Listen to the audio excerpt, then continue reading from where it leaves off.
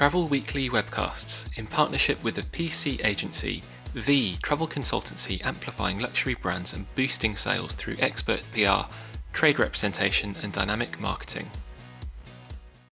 Hello and welcome to the latest Travel Weekly webcast. I'm Katie McGonagle, features editor at Travel Weekly, and today I'm joined by a panel of experts to talk about the reopening of some of the trade's top selling hotels in key short-haul markets. This is all part of our Roadmap to Recovery series, where we're looking at how the industry can begin to restart and rebuild in the wake of the coronavirus crisis. So if you're looking to sell short-haul holidays this summer, these experts have the answers you need to reassure your customers about health and safety in resort.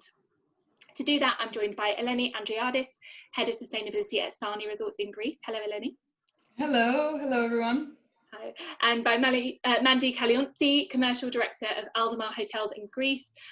You're both coming to us from your various head offices in Athens, aren't you? That is correct. Hello, everybody. And last but not least, by Sean Moriarty, Chief Executive of Sports Resort Quinta Lago in the Algarve. Hi, Sean. Hi everybody.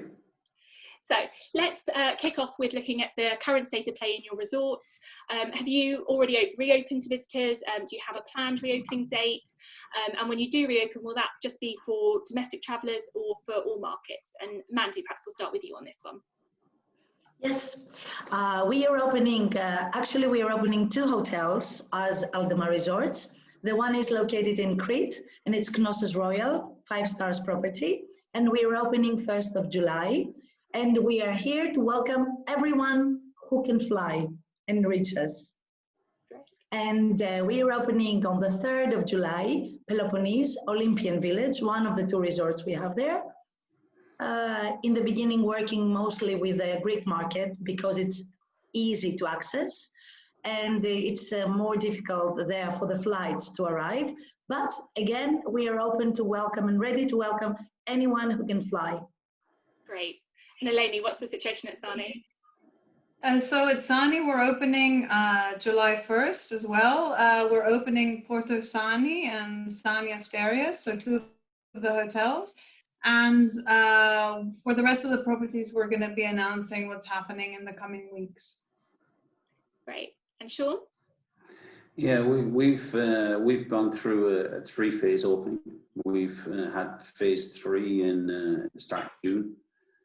So it was phased out from around middle of May for the domestic market mainly. So our last phase was opening up kind of the wider resort. We started with golf and tennis and paddle and some outdoor activities.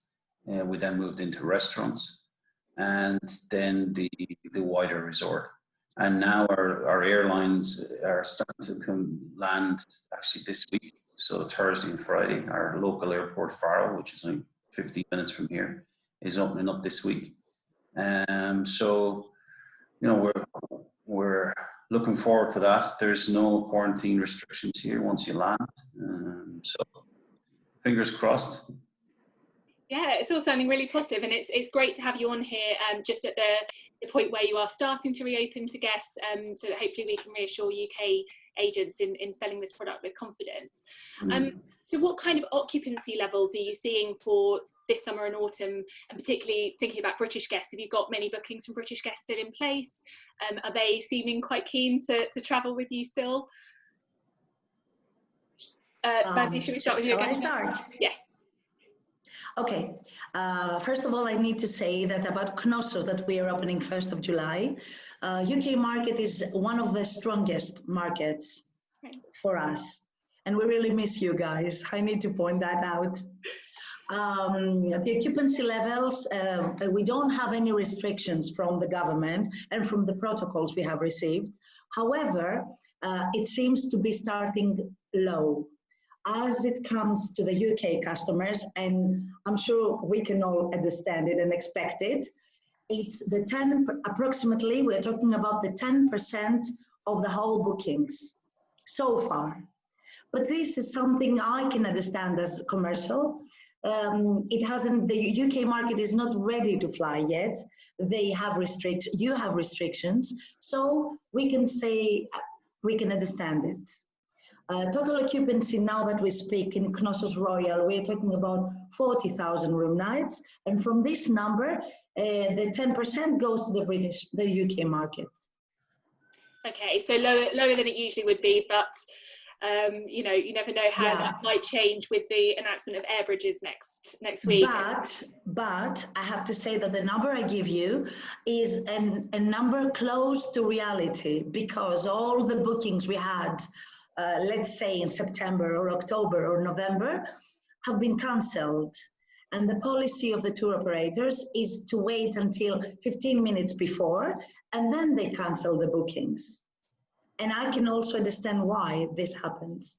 So the number we have now is very close to the real one, unless you're not allowed to travel after the 15th of July, and then it will change again.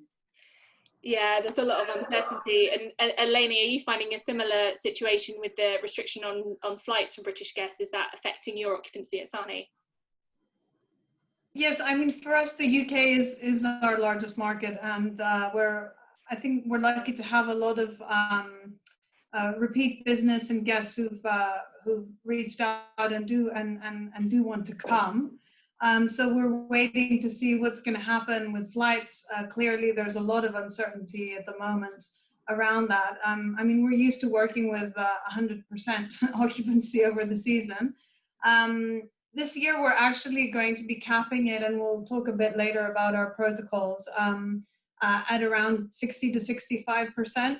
So what we're planning to and hoping to see is that once we reach that occupancy, that will allow our guests to have even more ample space and privateness in the resort.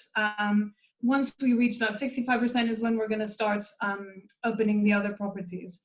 So what we've seen so far is that for bookings until now, we've had a strong vote of confidence in that. What we've seen with around 8 and 10 of our bookings is that people have either rebooked for later in the season or for 2021.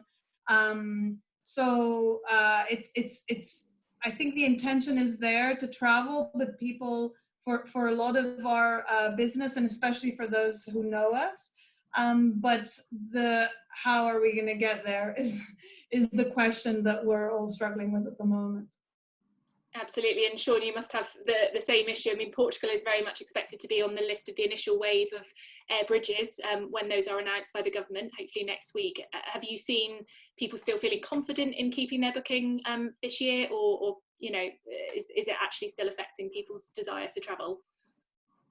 Well, you know, our business has become quite vast right now, between sports being a big piece of it. Hotel, golf, and then the wellness and lifestyle piece of it in general.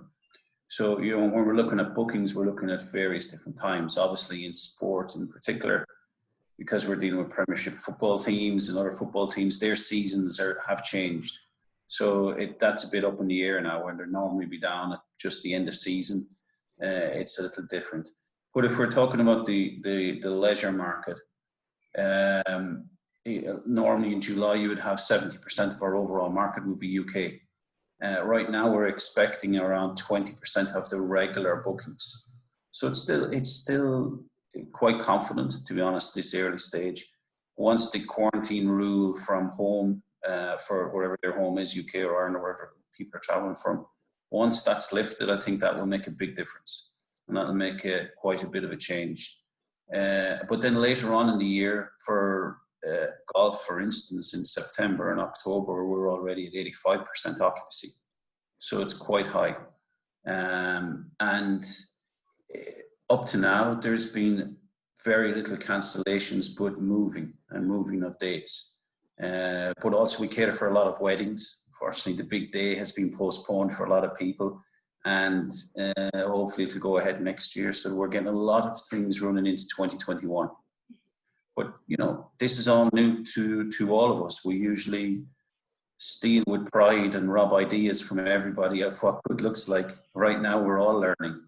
And it's a lot of it is just getting prepared for a lot of eventualities, a lot of various things that might happen, and to be ready for them all. And that's all we can do. Yeah, I mean, exactly as you say, it's quite a complex picture when you're talking weddings, golf, hotels, you know, and actually the key thing to all these plans for reopening are the hygiene protocols that you guys are preemptively developing in resort. Eleni, you mentioned it a little bit earlier. So let's start with you. What key measures have you put in place to ensure safety in your resorts? And you know, just talk us through what the arrival process will be like and what guests will actually see when they get there. So we've developed a set of standards we've called the COVID safe sanctuary experience, and that's all underpinned by our Only at Sani protocol standards. And it's a very detailed document, and I'd encourage people to have a look at all the details of what you can expect in every sort of stage of the guest journey. But I briefly want to touch on 4 aspects. The first is that we're testing all our staff. We're doing molecular testing for all our staff. We're also offering complementary antibody testing for all guests. And in the instance that there is some indicator that they would need to be doing a molecular test, and that would also be offered free of charge. And we're offering this through a partnership with the leading one of the leading healthcare providers here in Greece called Moriarty. We'll also have a 24/7 ambulance on site and specialized care, doctors, etc. We are blessed at Sani in that we have a huge area, like boundless space inside and out. So the sense of privateness is there, and it'll be even more so this year. For example, you know, we have as a standard 4 meters apart for our sunbeds. That's double what's actually required with COVID. But of course, you know, we'll be bolstering that. We'll have only al fresco dining. We'll be only offering a la carte in all our restaurants and outlets. And we've developed the third aspect of this protocol is we've developed a touchless, safe guest journey, Only at Sani guest journey, that will enable guests to feel very confident, but also have a very enjoyable and carefree experience. So, you know, we're talking about contactless menus, you know, all stages of the process being very safe. And we've used a lot of interesting technology to enable us to do that. That we've been working on deep cleaning, sanitizing of sunbeds at every change, you know, tables, hospital grade equipment that we're using for sanitizing rooms, sanitizing overnight restaurants, etc., etc. So, and all the fourth aspect of our program is the strong partnerships that we've developed with world leading experts, as I mentioned, Moriarty here in Greece, to Austria. We were the first hotel and resort in Greece to be certified with the COVID Shield program, and we've really gone above and beyond what's required in the protocols nationally and through the World Health Organization. So we've really done the best, we believe, in order to make people feel very comfortable and confident. And also we have a partnership with Ecolab, who are well-known cleaning disinfection specialists, and we'll be using their products and their guidelines and, you know, throughout this process. So we're hoping that it's going to be, we're offering a world-class COVID-safe sanctuary experience where guests can feel like they can still get this great experience, this great Only at Sani experience, but also feel carefree and safe within that context of all our protocols and standards. But as I said, there's a very detailed presentation of exactly what to expect at every stage of the guest journey. That is available on our website, as well as an FAQ that would be, I think, very useful for people to take a look at. Yeah, it sounds like that would be the way for agents to answer all their customers' questions. And Mandy, I know you've also produced a document that outlines your plans. So talk us through those. That is correct. We have produced let's say protocol presentations, and more or less I agree with Eleni, because sometimes something like a default for us, the big landscape, the hectares, the huge hectares, now become our big plus, because people feel safe, because no gatherings will be made, because we have so many a la carte restaurants, so clients can benefit from all these options and feel safe and secure and not having to queue on a particular main restaurant, let's say. But I will tell you something else which is different. People want to feel safe, but also want to feel relaxed. That's what we have noticed. And from what we discussed with the British tour operators, okay, safety is an issue, but of course going to big hotels, 5-star hotels, they know that they will feel safer than a small area, a small hotel, which will not be so careful. Let's say it's not the ideal thing and it's not for sure, but clients want the security of a place that they will go and they will have all the things that the hotel publishes, let's say. But they also need to feel relaxed. So what we do is focus on the bright side of things, the bright side of life. Client wants to go on holiday. You don't need to make them feel that they are in a general hospital. For sure not. They need to feel safe, relaxed most of the time, and they want to be in their swimming pool and enjoy their drinks. They want to go to the restaurant and enjoy their meal. And that's what we have really worked for in Aldemar. That's why we decided we are not changing the way our clients know us. There will always be a buffet, but served in a totally different way. It will be a served buffet with people we will have behind, which means much bigger cost for us. No cost added for the client, but it's safe and they will feel safe. And this is important for us.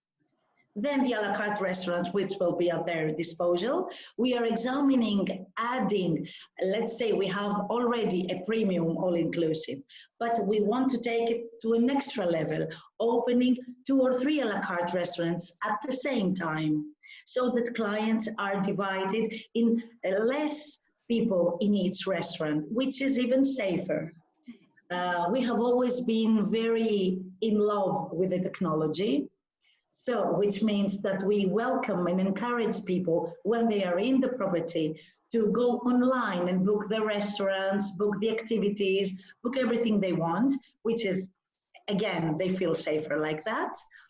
And you know that we encourage people to do the electronic check-in.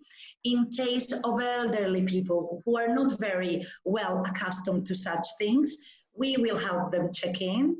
And the groom caters for 1 room per arrival. Sometimes, you know, in the big complexes, you can also help 2 families check in.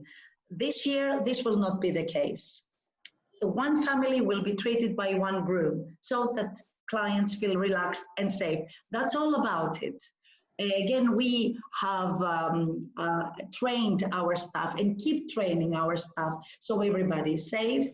I will not talk about the things that are basic and we have to follow according to the government because of course we do all this. And that's it. We want them to feel relaxed, most of it. Yeah, and it sounds like some relatively subtle changes, like a served buffet or you know, more higher staff to guest ratio at check-in, but it just makes people feel comfortable. And Sean, is that something you're also looking at doing? I mean, you've got such a huge resort with so many different facilities. What kind of thing will guests be seeing around Quinta del Lago? Will there be, you know, I think people are worried that there might be people in face masks all the time and that kind of thing. So talk us through what your plans are. Well, I suppose we've got a slightly better advantage because we've had a head start. We were open on 6 weeks at this stage. Regular guests, local guests, and Quinta del Lago has been a destination of choice for a lot of people that wanted to quarantine down here. So we've had people throughout the quarantine, and some of them new guests. You know, so we were on this journey for the last number of years of achieving a gold star for food hygiene and general hygiene, and we put in a very strong audit ethic a number of years ago, which has really stood to us in our training now.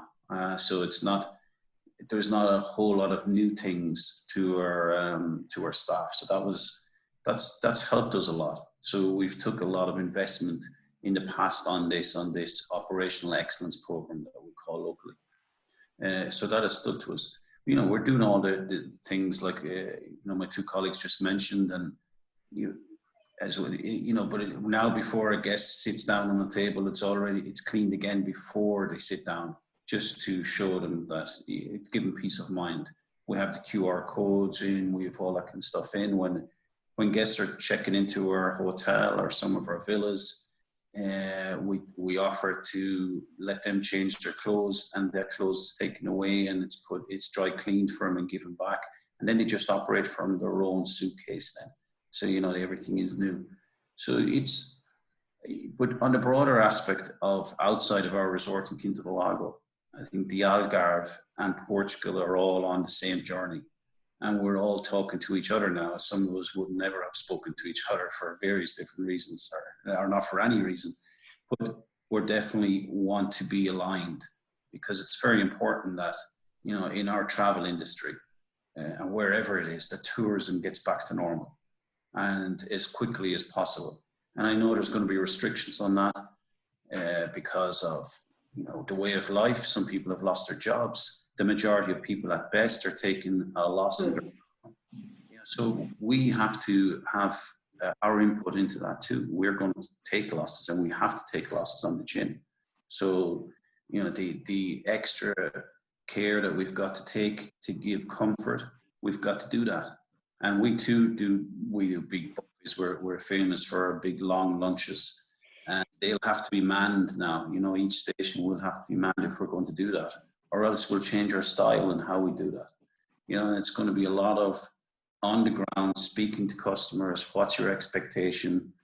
Are you feeling comfortable with this? How can we do things different? But in general, what we're seeing when people are coming down, they feel relaxed. The sun is a big element of making people feel happy. And we have big, wide areas so people can feel comfortable with outdoor seating. Yeah, it sounds great, and I think you're quite right. Everyone is going to be desperate for a holiday after this, albeit with some restrictions. And let's drill down into some of the detail about what some of these measures mean for different aspects of the resort. Mandy and Eleni, you've touched on the dining and the buffet restaurants. So, talk to me about some of the other areas. Will the spa be open? Will kids clubs be running? Will sports facilities be up and running? Sean, that's a huge one for you. So, what can guests actually expect? Will all the facilities actually be open for them to use? Mandy, perhaps we'll start with you, because you've got some, very big spa facilities, for example. Yeah. For the moment, the Royal Mare, where we have the spa inside, will not be open. We also, as Eleni mentioned, we said that once we reach a 60% occupancy on Knossos Royal, then we will move to the Royal Mare, which is also with a lot of swimming pools, and it's very expensive as costs. So we have to be very careful also with that.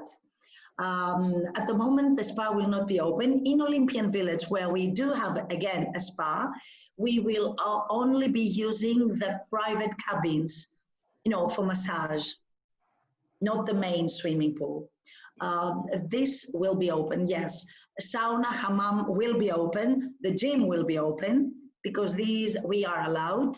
And leaving the spa, going to the mini clubs for our little friends, that we are not allowed still to open the interior part of the mini club, but rumors say that until the 15th of July, we will be open, we will be, able to open also the interior part as well. The exterior part will be open, but it will also be with the care of the parents. You cannot leave them just like that. Of course, we will have animation team, but it will be an animation team as we have not seen it before. We will change it. There will not be night shows, you understand why, but there will be soft entertainment like jazz music, live bands, but acoustic music, not music that you will stand up and we will start in blues with the other person. Yeah. Because that's the way we have to be really, really careful. But we are examining, and I'm talking about Olympian Village now, type of summer camp, which means we are addressing to our little friends, going into detailed programs from expertise of the field. And I'm not talking about animation, but people who are running camps, and they will be able to join such a thing at an extra charge. This is for Olympian Village, not for Crete, because we are addressing mostly to the Greek market. And they, of course, if British clients come, they're more than welcome to join. And kids will not see their parents, or should I put it in another way, parents will not see their kids for most of the day. Well, I think that sounds like a holiday for everyone who's been homeschooling and they've seen a lot of each other so far. And, yes. And Eleni, the family market is also huge for you. You've got lots and lots of facilities on the resort. So talk us through what's happening with your kids' clubs, sports facilities, spas. Our spas will be open. They'll be operating at a reduced capacity, and we'll also be allowing 30 minutes in between appointments for deep cleaning. Our kids clubs will be open. We'll be adjusting something that was very important to our British guests, I have to tell you. So it will be, they will be operating again at reduced capacity and with following all the protocols. They'll be adjusted for outdoors, but also today we had news that indoor will also be allowed. So that, and that affects the creche primarily, otherwise everything will be adjusted for outdoors. We'll be operating most of the gym and sports facilities with some changes. So gym is by appointment only and per room, with deep cleaning, etc. We'll still be running all our open air gym spaces, our fitness programs, our Sani academies. So Rafa Nadal, tennis, Chelsea, football, but with all the protocols. So for example, disinfection of equipment, etc., social distancing, and these things as prescribed by law. The Sani Adventure Park will also be operating again at reduced capacity with disinfection of all equipment. So we won't be, the indoor activity studio will not be operating, and so we'll be taking, everything outside, and the Bear Grylls Academy won't be opening this year. So that's the sort of the main changes, if you like. Okay, but it still sounds like a lot of facilities open. And Sean, you are famous for your summer academies for kids and obviously all the sports facilities that you have. So how have you managed to overcome the challenges there? And will they still be operating, or have you had to make some adjustments for the summer? Well, part of our ethos is sports education, and a lot of that sports education is on individual sports and sports rehabilitation, of course.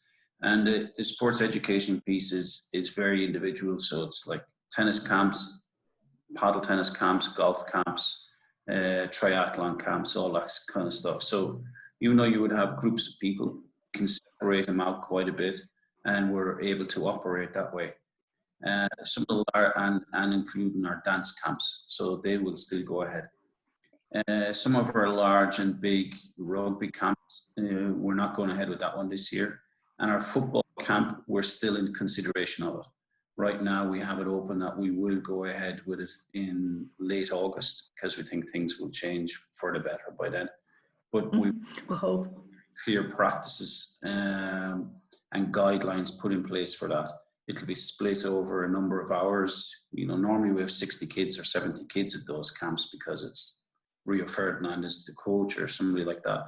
So, it attracts a lot of people, but we won't do that one way or another. We won't do that. And it'll be spread out over a number of hours throughout the couple of days. So, our gyms are already open with different restrictions. So you've got to book your spot in the gym, which is quite good, actually. It's working quite well. Our spinning classes are going ahead, but they're going ahead outside. We just, you sweat a bit more because it's 38 degrees here. but you're shaded, and we've got, you know, some fans in the distance and stuff, and all of that. Gym activities and classes are taking place in smaller groups, but and outside. Physiotherapies and still going ahead. With the saunas closed for now, and that's part of the government guidelines and legislation which we follow.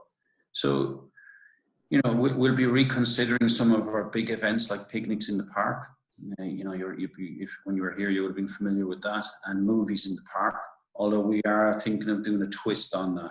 So, you know, we might have a drive-in movie in the park with your golf buggy. We'll definitely have movie by the pool in McGonagle Hotel. We'll do some things like that. Sure. We're going to try and make it as normal as possible, because one way or another for the next 18 to 24 months, we're facing the new norm.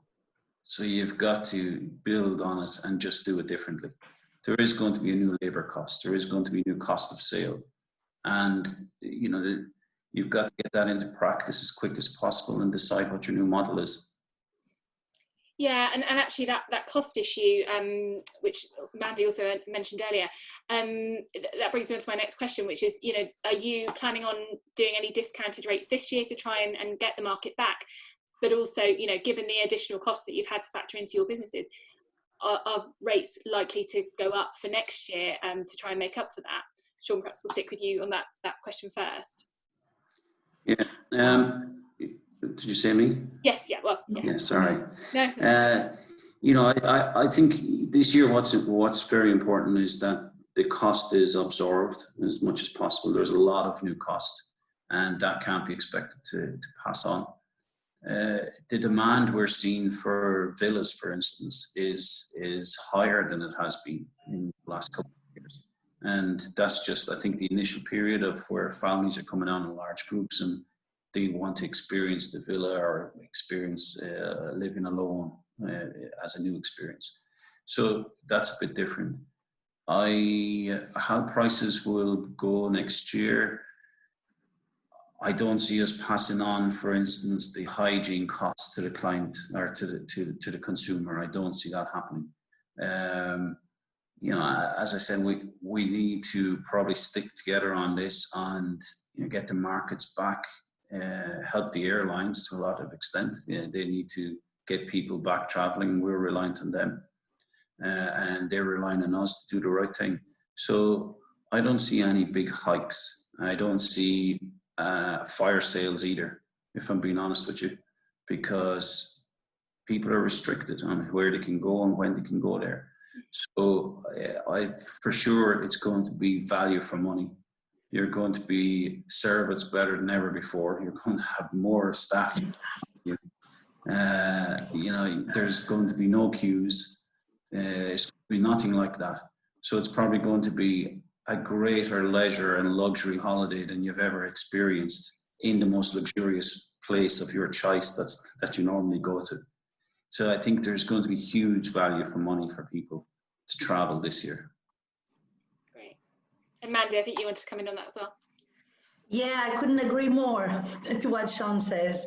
In a different meeting, we will, as hoteliers, we will be crying. But now that we talk to the end user, for sure, it's value for money with big capital letters. Most of our contracts for next year have been signed and no increase has been made. On the contrary, we run very, very aggressive early bookings to encourage people, because we understand sometimes maybe they are afraid to book this year. So we encourage them, first of all, to dream, second, to plan, and third, to book their holidays with us. And yes, I think that 2021, if you ask me, in my opinion, will be value for money because of the things we have mentioned before. And the psychology, not hopefully, for sure, will be much better because we will be closer to facing the COVID disease, and people will feel more secure, because this is what it's all about. So I do have a quick question about, you know, what was the sort of biggest challenge of dealing with this crisis? But then also, has anything positive come out of it? A couple of you have mentioned kind of apps and moving to kind of online check-in and that kind of thing. So first of all, what was the hardest thing? But then, is there something that's good that has come out of this? Eleni, perhaps we'll start with you on that. Well, I think as you mentioned, we've made some enhancements to our Sani app and to generally the use of technology. So QR codes for menus, for these sorts of things, so that it's all contactless. And we've really put a lot of thought into that. I think probably I don't know if we would have done it as quickly. That's been something that we wanted to do. I think we also we're opening our doors. Porto Sani has just undergone a full renovation, so that's another positive thing to say, which we would have done regardless, but still, I think British guests, and it's definitely, I would say, one of the top favorite hotels within Sani for our British guests. So there's a lot of new stuff there, a new restaurant, a new Spanish restaurant with magical views, really beautifully positioned new rooms, renovated rooms. So to end on a positive note, I would say that kind of what we were talking about before is that the Sani experience, and that's been our main challenge, is to reassure guests that the Sani experience is going to be just as good, and it will definitely be possibly even better because of, as you said, our staff will be, there'll be an even greater sense of privateness. There'll be everything, pretty much everything, even if it's adapted, will be operating. And it'll be a very luxurious and carefree experience, I think, within what we've called a COVID-safe sanctuary, and with all the measures that I think are possible to take in order to ensure people that this is as safe a holiday as possible. So just to leave it on that positive note, and to hope that people will be reassured and will get those flights in soon, and we'll be able to welcome everyone to what will be a beautiful holiday. Yeah, absolutely. And Mandy, what's been the biggest challenge for Aldemar Resorts, and then what has been the biggest positive thing that's come out of this? I will tell you, the big challenge, generally speaking, is when you arrive to point zero, because now we are facing a very big crisis in the touristic industry, then you have a lot of challenges, not only one, a lot, to establish better cooperations, to open space and let people in that before you couldn't because you didn't have the space. So you establish new collaborations. That's a challenge for me. And I can give you an example what I mean. Cretan Village, which is our 4 stars all-inclusive property in Crete, has always been sold out. So there was no space for me as a commercial to bring new contracts in. Now I can bring anything I want. And this is good from one part, because you need also new players in the game, don't you? Then, yes, 2020 finds Aldemar also renovated. It was in the plans. We didn't do it because we had the space now, but we had started it and we finished it. So Knossos Royal, which is the first to open, will be expecting the customers with a total new bar, total row of seafront bungalows totally renovated, and a snack restaurant which is totally renovated. And this is very good for the COVID restrictions, let's say.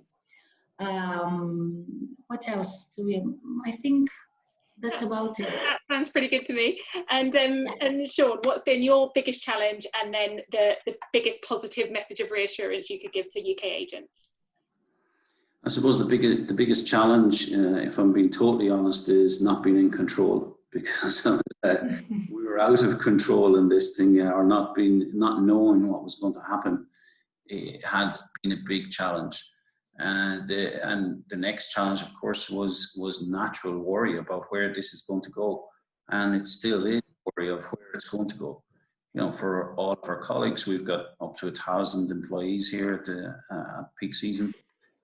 Keeping all of those people and their families and everybody else employed, that was all very challenging, and is and will remain challenging for a long time yet. The pluses out of this is productivity from my team was never as high, if I'm being honest. It was amazing. We broke a lot of our group into task forces throughout the entire resort. And we broke it up as in, so we're grassroots operators or grassroots players. So right down to whoever is not in middle management or senior management position, we're leading groups actually of ideas of how do you see this going? Where do you see it? And it was all just like mood board ideas from Zoom calls. And we created a lot of new marketing material out of that, a lot of new projects out of that. We've got some exciting things to launch to the market for guests in the future. And that has been really good for me. And it's been really good for our business, I think. And it's something that we're going to thrive on over the next couple of years. We've developed some superstars within our business that we didn't know that they were superstars. They didn't know they were superstars. We've had people come out of this that wanted to work in a different department because of this. So there's a huge amount of positivity internally within our groups. Then from the consumer, for them to see it when they come down here, we've decided to go at this heavily with a big investment, so that when people do come back, they say, these guys were not sitting down. We've invested 7 million into our real jewel, our golf course on the South Course, one of our 3 courses. We totally revamped our Lago restaurant. We rebuilt the clubhouse. We've changed all of our menus across the entire board in our restaurants. So we've made lots and lots of different changes throughout the business. And I think people will see that.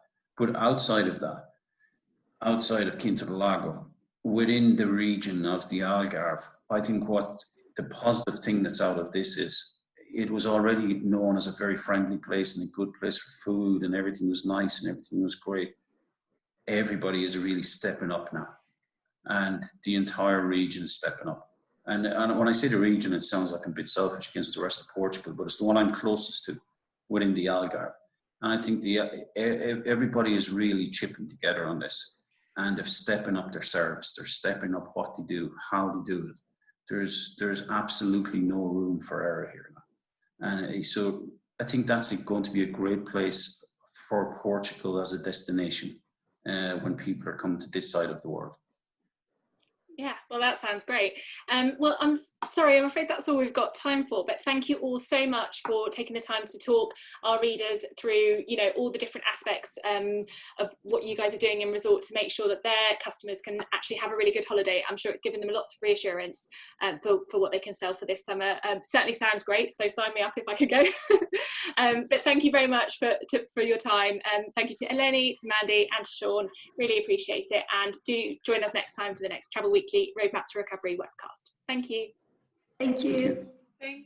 Travel Weekly webcasts in partnership with the PC agency, the travel consultancy amplifying luxury brands and boosting sales through expert PR, trade representation and dynamic marketing.